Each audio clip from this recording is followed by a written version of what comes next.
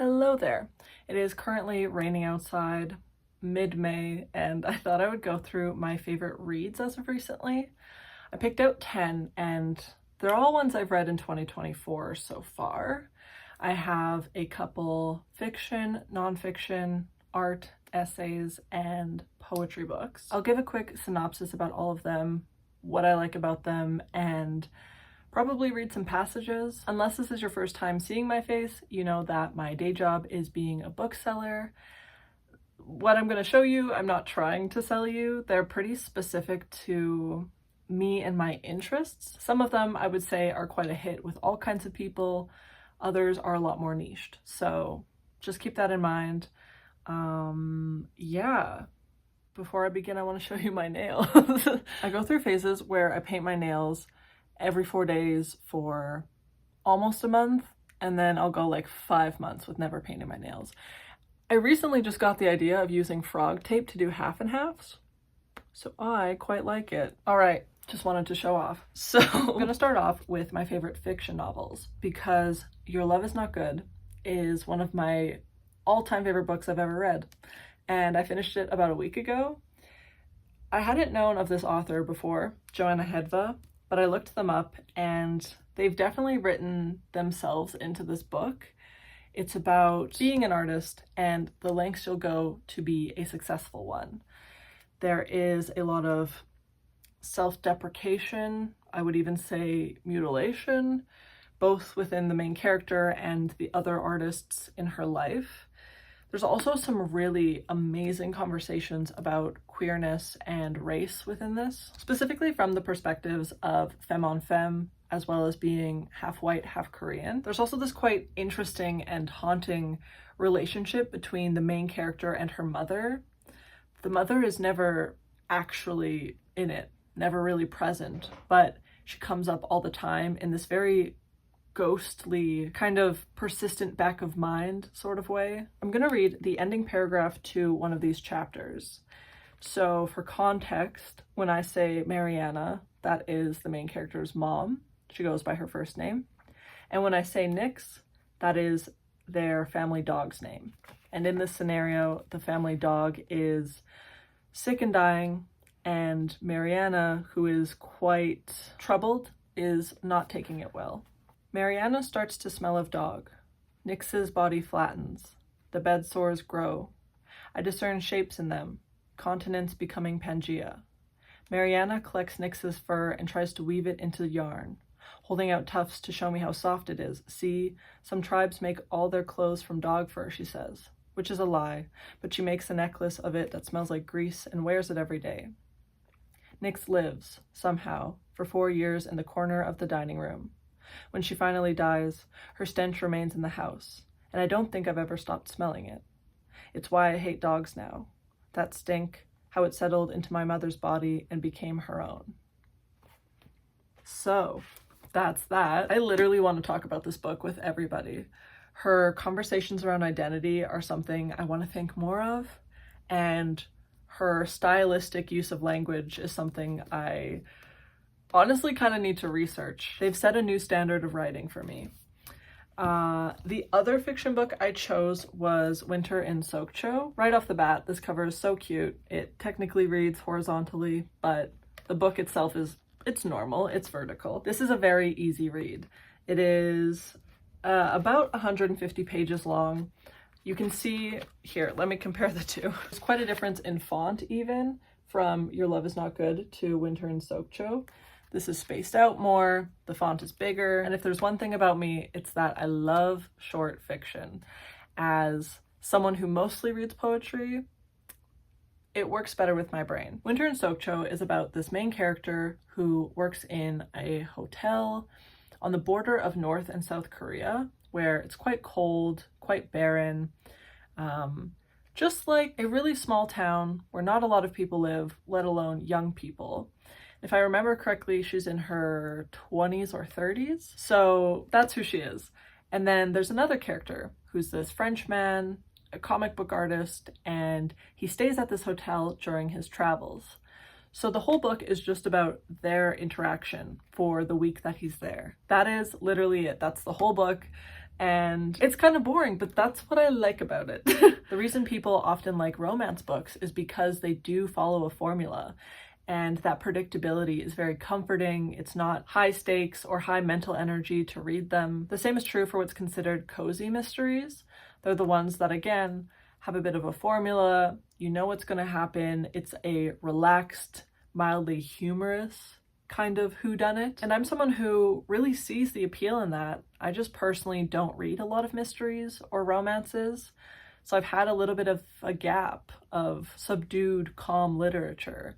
And so when I came across this one, it's still interesting and tender to me, but in its most simple form, there isn't a lot that goes on. Moving on to my favorite nonfiction books, I have Wounds of Passion by Bell Hooks. Now, if you know me, you know I'm always talking about Bell Hooks. I really admire her writing style, her activism, her teaching methods. I've went through so many of her works, and I've learned something from every single one. Out of all of Bell Hooks' works, I would say All About Love is her most well-known one. It kind of, I would say within the last 3 years, resurfaced on the internet sphere. And when I work at the bookstore, that's the one I sell the most of. I think it's the most universally applied, and I think it has the most accessible language. But nonetheless, Wounds of Passion is my favorite one.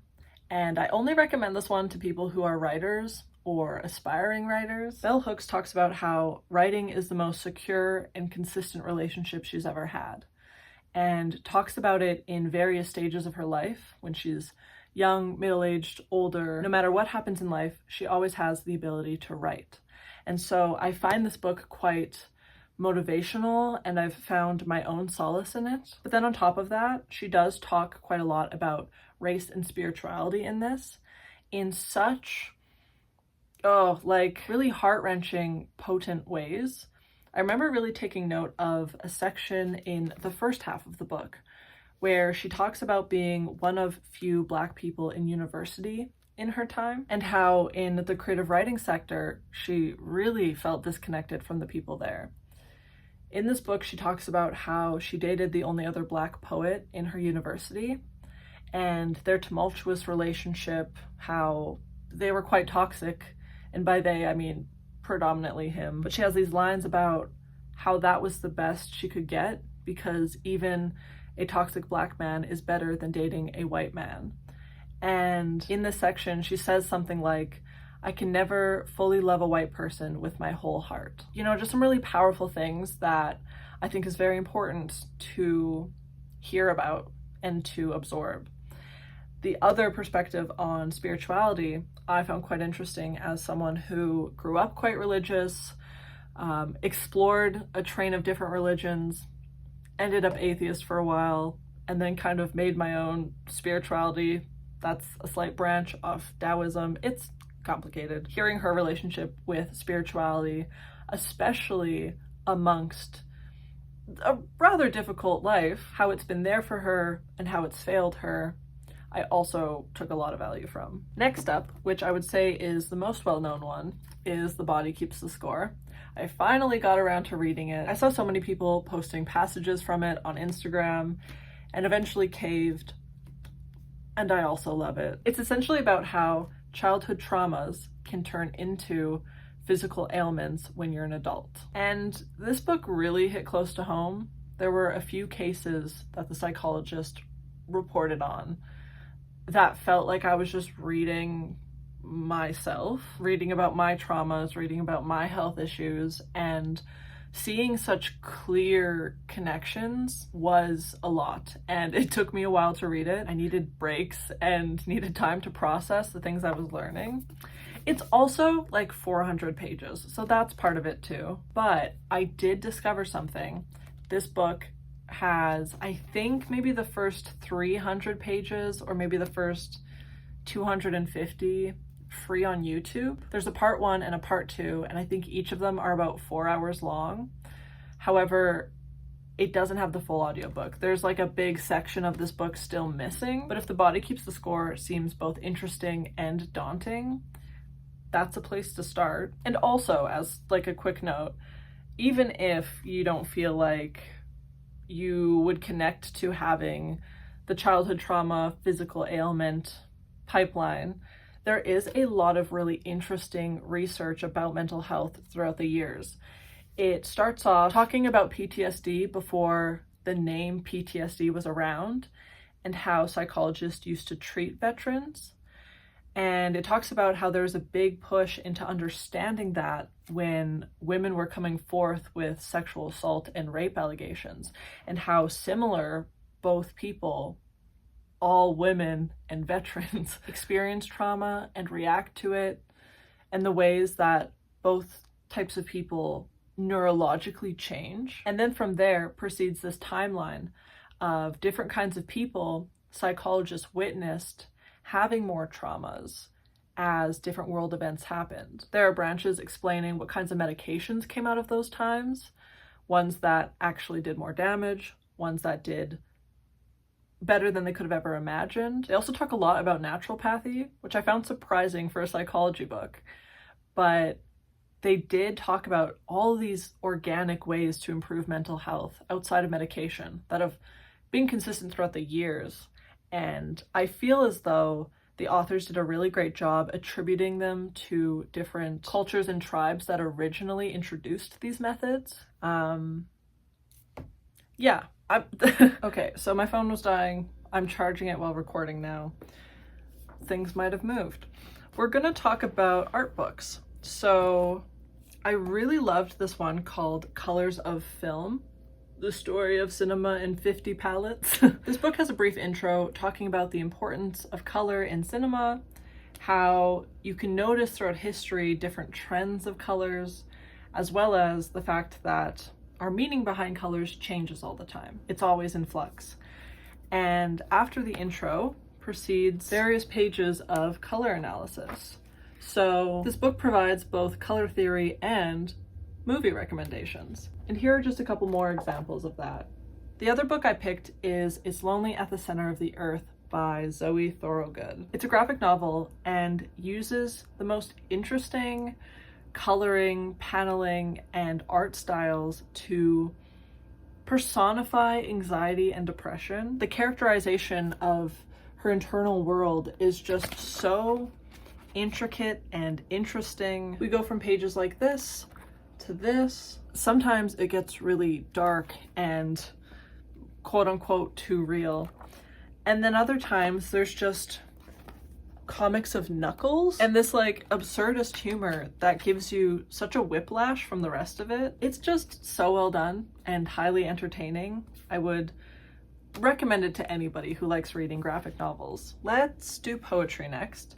So this little book called I Can Hear You, Can You Hear Me by Nolan, Natasha is so good. It is queer from a trans perspective. It is tender in the way he talks about his love, and it is so immersive in its descriptions of nature. As I always do, I'm gonna read a poem from the book. I feel like it gives a good example of his writing style, and it'll be an easy way to tell if you would like it or not. So the poem I'm picking to read is called In Between. Stumbling from your birthday party, I smell like sausages and wood smoke, and the night is far away from my body. The sky only strips ribbons of smooth ceilings above the alleyways. Between these garage doors, to work and home, to work and home in right angles, always dark, booze on either end. I'm going home to feed the cat. Grab a sweater, I'll meet you on the patio and wonder what I'm feeling about you in your hooded sweatshirt and your hands like paws. You'll sit across from me, beside the curly hair of your girlfriend, and she will be witty, and tell me I'm too earnest and I will like her as much as you. In a way, my intention's irrelevant because I'm too drunk by then. I might be now, everyone will be. That's how it goes. That's what we're all doing for the time being. I love it. I think Nolan Natasha does a great job with descriptive poetry, and even just from the one I read, I feel like it really encapsulates what it's like to be in a small Canadian town, in longing and in youthfulness, and those are definitely themes throughout his book. The other one I have is Homie by Danez Smith. I've talked about Danez Smith's previous works on this channel, but this one is definitely my new favorite by him. The language in this book is a lot more vivid than some of his other ones that have tended to be a bit more dialogue heavy, And there's just this breadth to it all that feels righteous and powerful and sassy. I honestly feel like the first poem in this book describes the whole collection really well. It's called My President. Today, I elect Jonathan, 11, and already making roads out of water, young genius, blog writer, lil community activist, curls tight as Pinky swears, black as my nation. I trust the world in his tender, blooming hands. I trust him to tell us which rivers are safe to drink and which hold fish like a promise. And I elect Colin Kaepernick, who kneels on the air bent towards a branch, throwing apples down to the children and vets.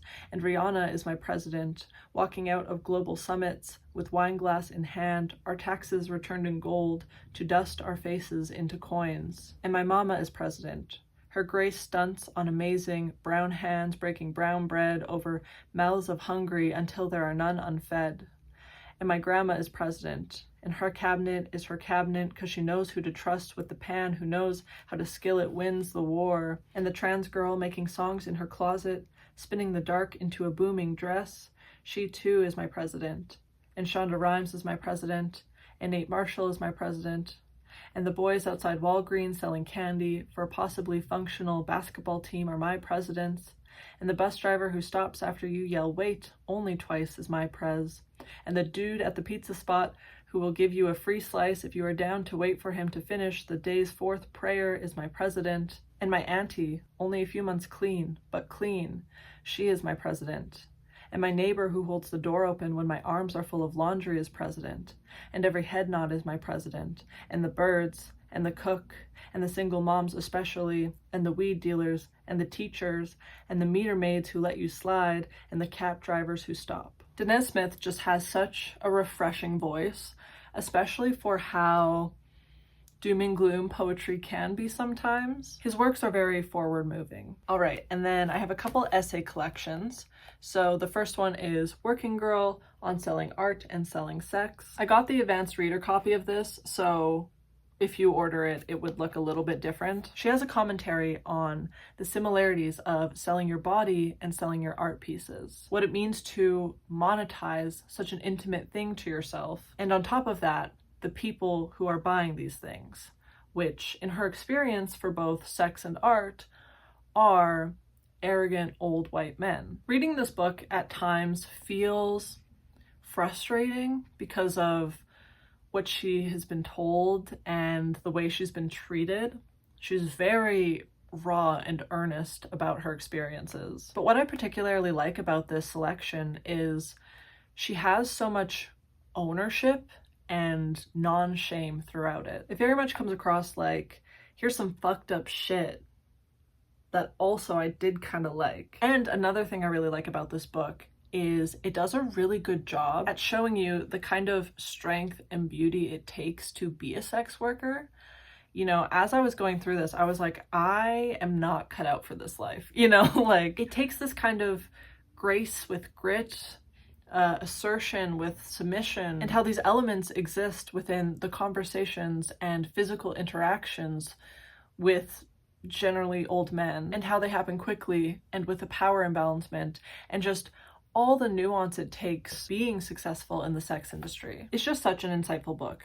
And I'm gonna read one quote from it that I feel like really shows the tonality throughout it.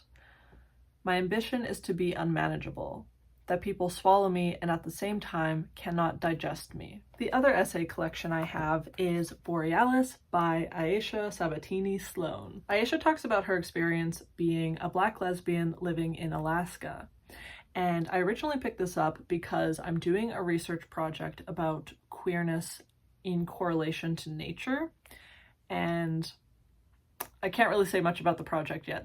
It's gonna take quite a few years for me to be able to finish it. But essentially, I've been reading a lot of books about the gays outside.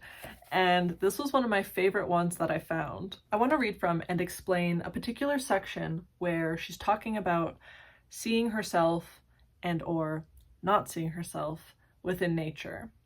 I took a lot of value from this section. Starting off at the beach, she says, "On the beach, I am a clenched city dweller in all black, waving away the wildlife. I worry this beagle will run up on the eagle that's sitting on a rock. What is this brown lump on the log? Everything makes me feel suspicious. Some bird keeps saying turtle behind me. I only trust the cranes. I see German flag colors a lot here. My nose is running.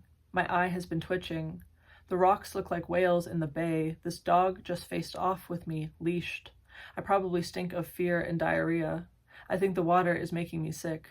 Another eagle has landed. I'm out. I thought this was so interesting because I absolutely love the beach and I try to spend as much time as possible there in the summer, but never once have I thought about the colors of the beach looking like the German flag. It really got me thinking about color triggers, essentially. Do we see ourselves in the environment? And if we don't, is that uncomfortable? And then when we fast forward a little bit, there are some pages on the night sky. I realize now that Lorna Simpson's ebony collages look like aurora borealises. Black and white women with colorful skies blossoming out of their heads. Watercolor universe, hair as night sky. Somebody comes to mind as I look at one. I realize, after staring for a while, that her name appears at the bottom, a small clip of text. My heart constricts because I'm sure she does not see an aurora borealis attached to my skull when she looks at me. So again, having these identity connections to the sky and to weather, there's just a lot of really good think pieces in this essay, and I took a lot of value from it. So yeah, those would be my top 10 favorite books that I've read recently. I won't ramble too much because this video is very long. If you enjoyed the video, make sure to hit the like button, comment if you want to tell me about any books that you have really liked, and subscribe if you already haven't, if you're new here. I will see you in the next video, and say hi to Frankie. She's licking her belly.